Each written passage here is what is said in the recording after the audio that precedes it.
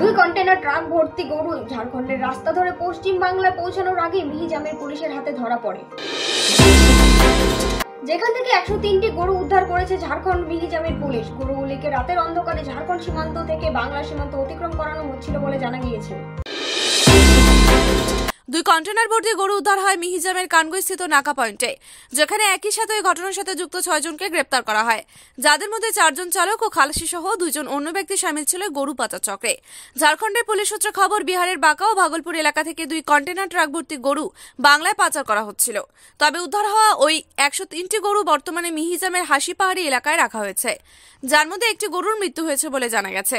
ঠাসাঠাসিভাবে গরুগুলোকে আনা হচ্ছিল এবং রূপনারায়ণপুর হয়ে পশ্চিমবঙ্গে ঢোকার আগেই ঝাড়খণ্ডের মিহিজাম থানার পুলিশ আটক করে এই 2 কন্টেনার ট্রাক ভর্তি গরু। পুলিশ মামলা রুজু করে ঘটনার তদন্ত শুরু করেছে। তবে মিহিজাম থানার পুলিশের বড়সড় সাফল্য। Bureau report, XTV Bangla.